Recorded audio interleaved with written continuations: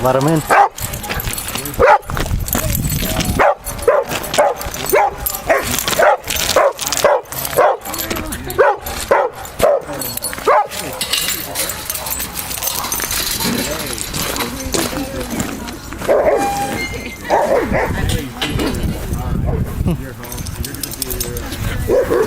Hey! You have all these naysayers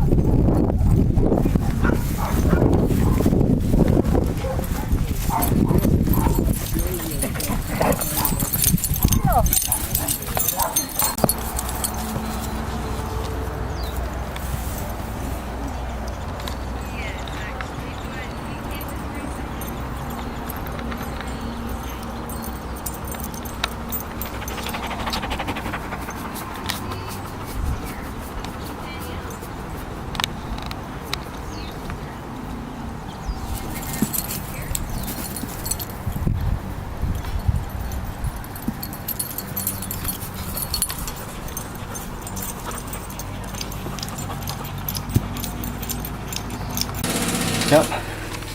Sunday. That's the noisy neighbor. He never fails to make noise every day.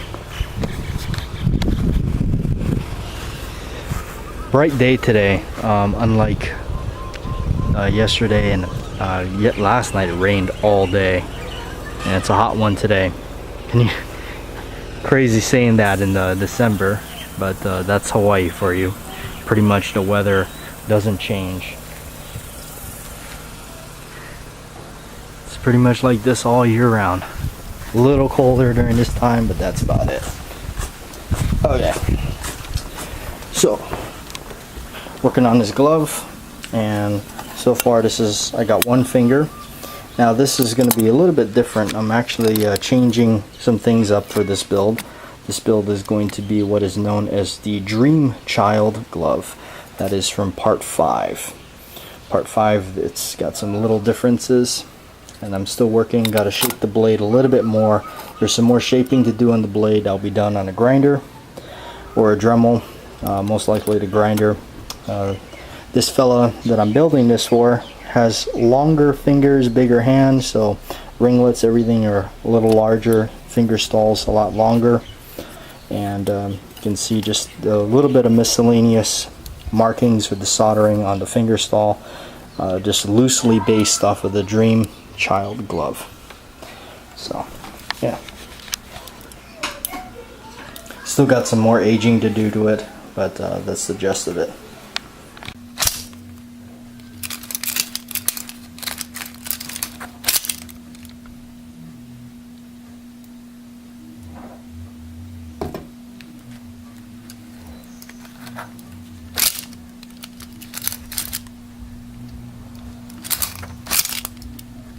Okay, and what you just saw there is the kind of the part 1 glove, but this is the newest Dream Master style glove that I've done right here.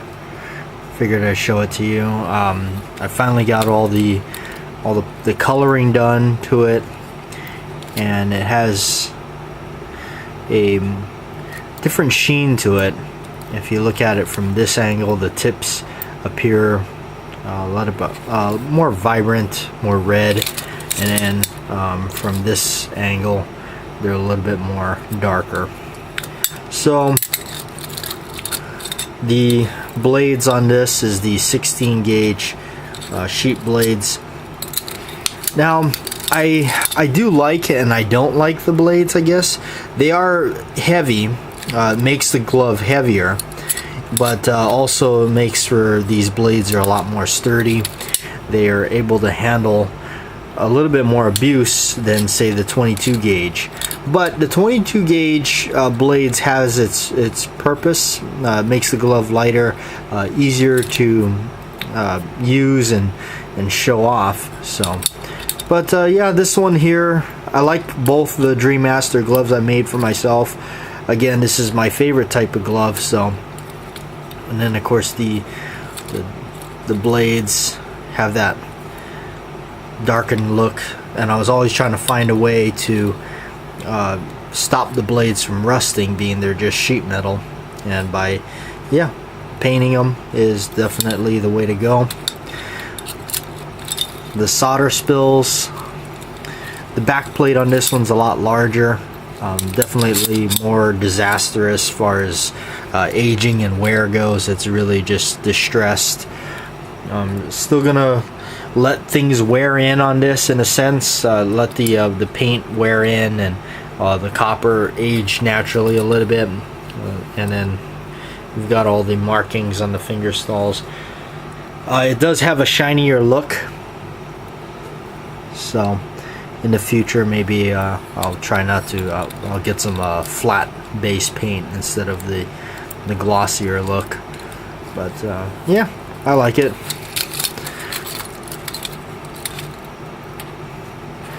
So the one that I'm building for the guy that bought one is going to be similar to this, but a little bit different. It's actually going to be what is my rendition of the Dream Child glove, which would be the part 5. So just kind of slowly working on it, and today I kind of finished one finger of that, but I'll wait till it gets a little bit further along and a little bit towards the finished product, and I'll show it to you so you can check it out. This one's got the markings on the inside, the Dream Master 2, this is the second one, and the cut glove. I'm naming that because this one can actually slice and dice stuff. The blades are not sharp, but you can actually pierce things with it without damaging anything. And of course I signed the inside of it right there. But yeah, figured I'd show that to you. Yes, Renny Harlin, director of Nightmare on Elm Street 4, also known as the Dream Master. Of course, my favorite glove, one of my favorite, actually I think that is